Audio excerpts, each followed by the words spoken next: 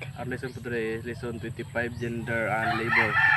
Our lesson objectives: understanding the relationship between gender and gender equality and labor. No, there is a definition of terms. Labor: activities pertaining to developing goods, delivering service for economic reason. No, kita labor. Sabot-tabol ang ganing labor, no. Pagpanarbaho para sa tuwang kuan ka ng goods for economic reason na tayo kuan ba dahilan para magtrabaho. Sunod kining workforce, a sector o in the population that engage in economic and productive activities, no. Kining introduction. Women base contains in the labor market recognized by Republic Act 9710, known as the Magna Carta of Women. Equality requires removing structures that perpetuate discrimination and inequality. Women often control over properties and income decision, limiting their economic opportunities. For example, women may do farm work. Agkuan ko no mga babae, makakuan sila og trabaho sa ilahang basakan or sa farm ba. Pero dili nila but agkuan ko no title sa ilang kayutaan baron nga na kuan ko silang bana kaya di mo sila pwede sa makaon og kuan kanang makaon og yuta ba or mga properties ng mga babae. Gender roles in childhood influence labor opportunities. Kini nam ganyo ano sa una karon yun na nakanda nato mga girls kuan jud cooking, cleaning, kung sa ba dia mga gawaing bahay. Nag-boys, siyempre, reapers, mga productive, mga pagpunarbaho para masustenta ang mga pamilya nila, no? This sex-based labor distribution affects girls or women's education, economic mobility. Dira po ta 6. Una, agriculture. Women farmers have limited land ownership and inheritance right. No, matanggingon nga mga babae dili makaon sa kuan mga properties. Amo din nakabutang limited land ownership. No, restricted access to credit. Kuan sila pinagabawal like kanang restricted sila ba. Mga access anang kuan na kining una, credit, extension service, training, farming and equipment. Gender specific action plans and gender mainstreaming are needed. For example, women farmer cannot get a loan. Dili kuno ka loan ang saka. A women farmer cannot get a loan because the land title is not her name, no. Dili maka loan ang saka women kay dili nga niya ang kuan properties nga iyang gigunitan ba dili iyang kuan ba name. Then number 2, industry and manufacturing. Women represent 64% of workers in economic zone. Nara dire issue. Poor living and working conditions. Poor living sabot-tabol lang kayo na, no? Difficulty getting work when pregnant. Siyempre mga babae di mo jud ka work o kuan maglisom sa kuan trabaho kay siyempre buntis nga mo na yung mga issue. So limited unionization, low chances of promotion. Sa una, kung babae ka, low chances of promotion ka. For example, a woman is removed from a factory job after giving birth. No, natay example diri nga ang babae kuno once ka mga anak or magbuntis sa maong kuan tangtango no siya. And that's all.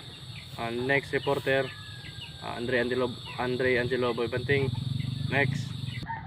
So next, let's talk about tourism. Tourism planning often overloads gender issues. Few women qualify for front of house position due to limited education and language skills. So mga babae, ari sila makatrabaho, ari sila ilang mga balay kay kuwang sila sa education. Okay, next is tourism. Tourism planning often overlooks gender issues.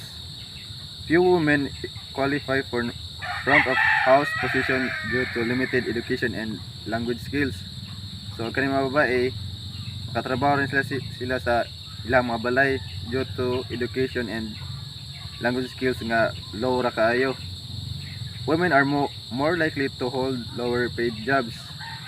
So ang mga babae nakuan sila sa mga ubos nga mga sahod like housekeepers and waitress. Next is business process outsourcing or BPO. The BPO roadmap is not gender responsive. Women face constraints in higher paid non-voice services and engineering roles. Issues with pay gaps and work conditions. Next is government services. Public sector jobs offer better conditions for women, but women are concentrated in health and education roles. Under responsible in higher paying subsectors. Gender is mainstreaming open access, but women may still be underpaid relative to qualifications. Entrepreneurship. Increasing number of female entrepreneurs. Females lead create employment opportunities for women. Many women entrepreneurs are motivated by necessity to escape unemployment. Next is silent policies on gender equality in the labor market. Philippines has ratified numerous ILO conventions and human rights conventions. The Constitution ensures fundamental equality and men and women, laws that protect labor rights and ensure equality. So kini naghimo na sila law about sa mga labor para sa ilang mga ilang mga maproteksyonan sila ba. And this is the mga kaman yung mga act nila, Labor Code Art 3. So arita sa kuan RA 6725 anti-discrimination. Next is RA 1792 Women in Development. RA 7877 anti-sexual harassment. So kay ba naman ang sexual harassment. Next is RA 1551 Magna Carta of Women. RA 9710 provides a comprehensive framework for women's rights in 2012 and 2023.